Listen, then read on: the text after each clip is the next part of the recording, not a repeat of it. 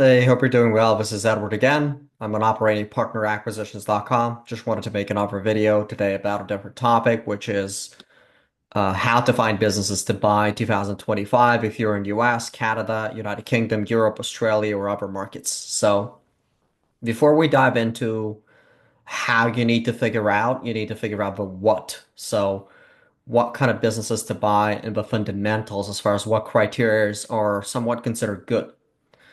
So we're going to start with a few criterias, and then I'm going to go into how to think about the sectors you can go into.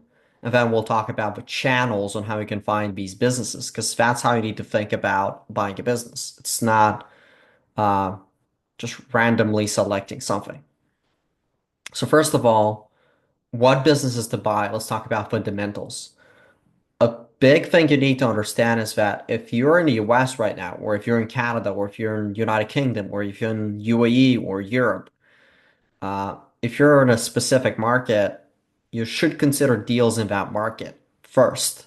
You shouldn't go in a completely different market, meaning if you're in the US, you can't just go in Canada. It's going to be a lot more difficult to do deals that way. It doesn't matter what kind of money you have, what kind of credit you have, what kind of partners you have or contacts. It's just easier to stick to your particular market. So, for example, as I said, if you're in Europe, it's probably a good idea to do deals in Europe.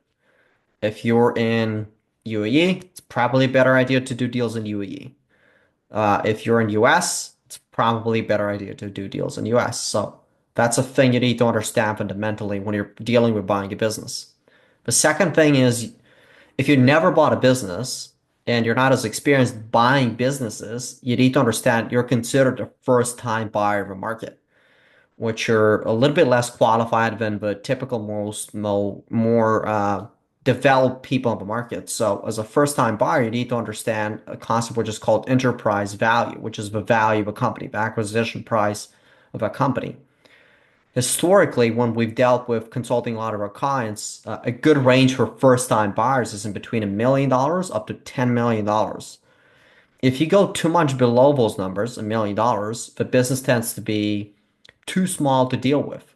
There's not much lending available. It's just more difficult. The owner's operating the business himself. It's an owner-operator-led business. There's more issues. If you're going above 10 million in value, it just gets it just gets too complicated from a capital perspective. You need more capital. You need to put more money down. There's more private equity funds and family offices that want to get into that space and want to buy them. You're competing with big guys that have more money than you. So it gets more complicated. So this is why you need to understand this concept of enterprise value in between that number.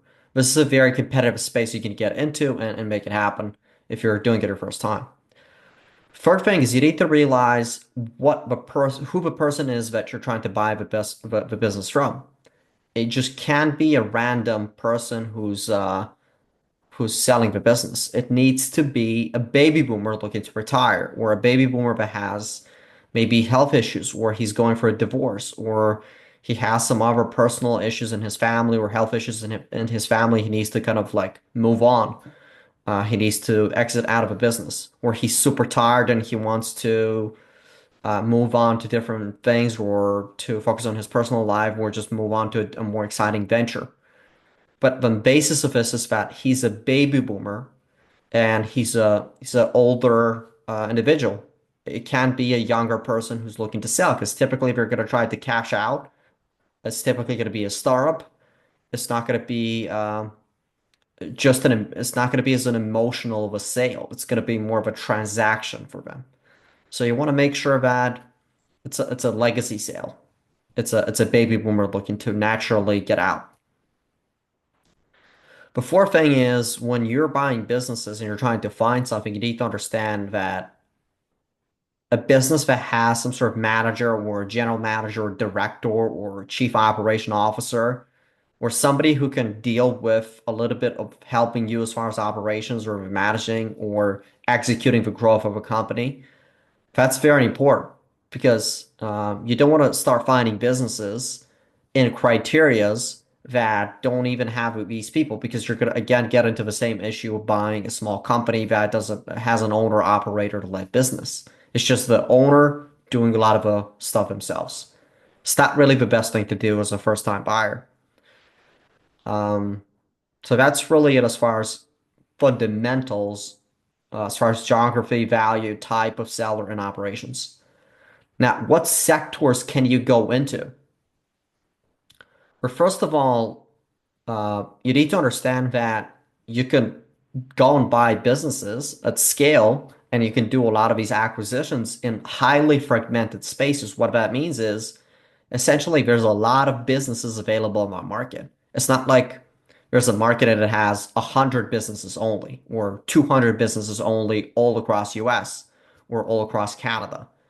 It needs to be a bigger volume of businesses. It's typically in the range of tens of thousands of businesses available in general. That's considered a highly fragmented space. Um, so that's kind of a first layer. If you're getting into a space that has high fragmentation, there's a lot of businesses, then that's your first criteria. The second is you need to have some sort of tied experience to that space. You can't just get into a space that you don't have any affinity with, you have no clue about, you have no understanding. It's going to be more difficult to get it closed because more people will have more concerns about you approaching that space. The lenders that are going to give you a loan are going to have more concerns. The sellers are going to have more concerns about you. The brokers who you're dealing with are going to have more concerns about you. So again, the market needs to have a bigger market, a bigger volume of businesses, and you need to have somewhat of an experience that can be transferable to that business model. Otherwise, it's probably not a good bet. Yeah, you're not going to be able to have enough leads or deals to look into. If a business model has 27 businesses available in that specific region or market, then you can go for a lot more no's and a lot more rejections and a lot more people to then eventually find your one deal that is going to make you successful as far as this process. Another thing you need to understand is that um, there's no such thing as the best sector right now in 2025. That's a complete lie. So if you want to get into the best sector, you need to analyze again your skill sets. Who do you know as well? What spaces you worked with in the past to be able to identify also what's working in the market as far as what sectors are getting closed a lot more often, what businesses are getting closed more often, and then kind of tie that with your experience.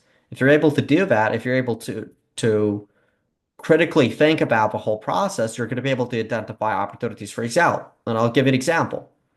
Uh, we have a new customer in Australia right now that is a lot more experienced in construction, a lot more experienced in essentially home service businesses like air conditioning, plumbing, a lot of these business types. So for him, it's very easy to say that if he's going to go and buy a lot of these construction businesses and air conditioning businesses and plumbing and electrical, especially with the current market conditions in Australia, which there's a home sh shortage in Australia, there need to be a lot more homes built in Australia. Of course, that makes sense. So he's going to be looking into those kind of sectors, those kind of business models, looking at a lot more deals, finding a lot more deals in that market. But if that guy were to have a completely different experience, we wouldn't be suggesting him to get into a different space because it doesn't make any sense. Now, the second layer, as far as the sectors you need to go into, as far as fragmentation and total addressable market, how many businesses exist, is you need to look at net profit. So if you're getting into a space that has currently in 2025 a way lower profit margin than 10%, you need to reconsider because that might be too low of a profit margin for you if you're a first-time buyer. And there's an exception to the rule. The exception to the rule is if you have a lot more experience in that space than most people. So if you've been operating that space for decades, 10, 20 years, and you're going to get into that space and you understand how to increase that based on some of the issues you're seeing in the business per se that you found, then you might have a chance. You might look into that business. You might look into that deal. You might look into that sector.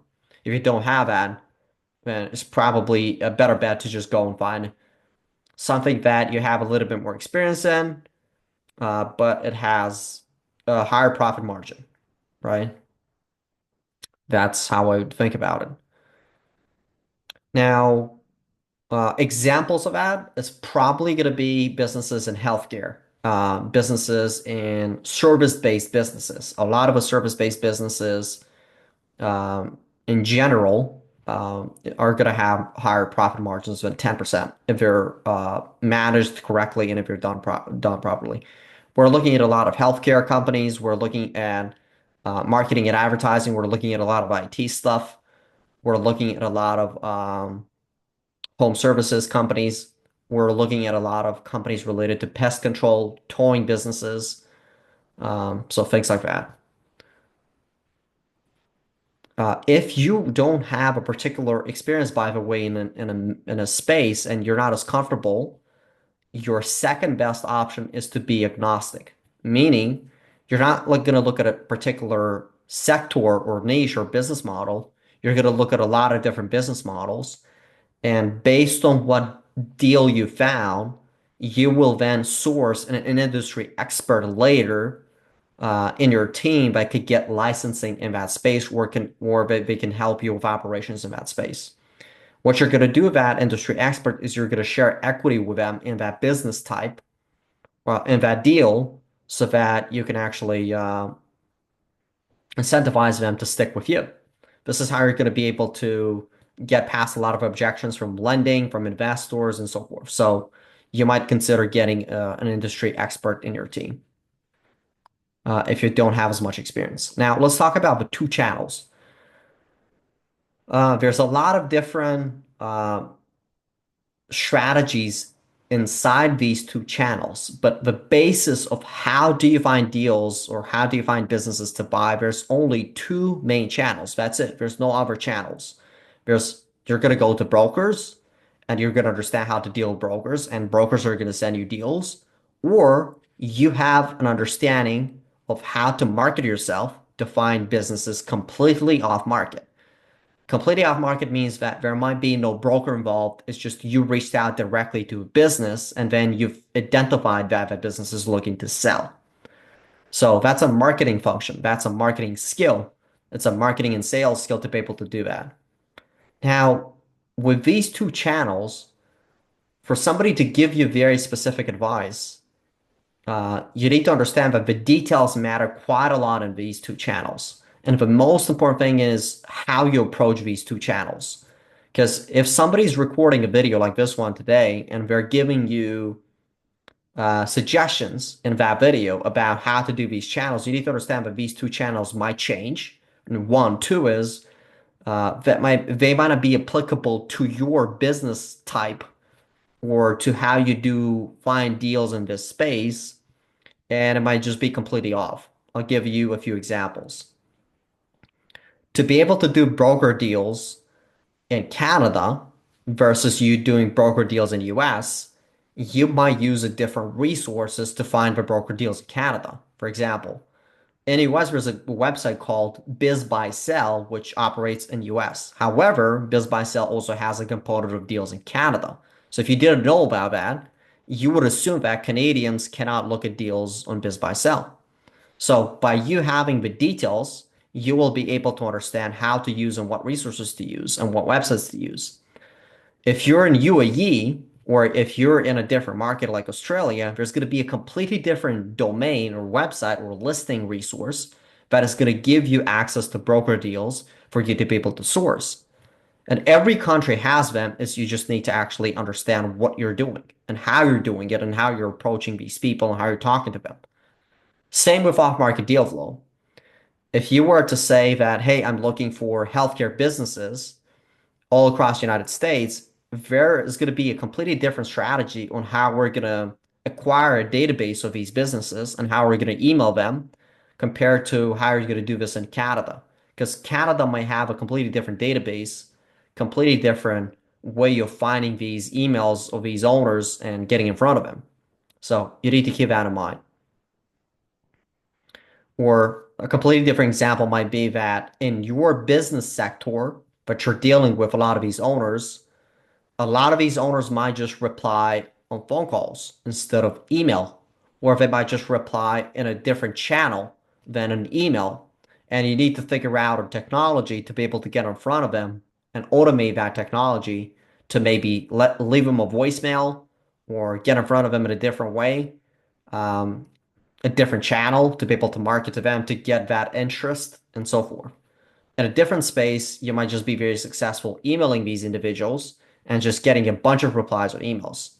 So again, you need to have a professional look at your criteria, help you with your buy box, define all these things, and then be able to guide you to what to do next, what database to buy, how to integrate that database to find these leads, how to email them or how to contact them, what is the most strategic path to doing that. So this is why I always suggest people to find somebody to work with that is experienced finding a lot of deals, closing a lot of deals, like acquisitions.com, so that you can actually get expert advice and get help. So if you're looking to find a lot more businesses in 2025, if you're in the US, if you're in Canada, if you're in UK, if you're in Europe, if you're in Australia, before you start looking at a lot of deals, just book a call with us. We're going to be able to give you a lot more insights into what you need to be expecting. Now, you can also look up other videos on my channel, but I'm going to be talking about different things as well. You can subscribe to my channel. I'm going to be uploading more stuff about buying a business. That way you can also see more videos. You can go back to the other video that I recorded, which talks about expectations, considerations you need to have when you're getting into the space of buying a business. So that's all for this video. Thank you for watching. And if you have any questions, just feel free to post in the comments. Thank you. Bye.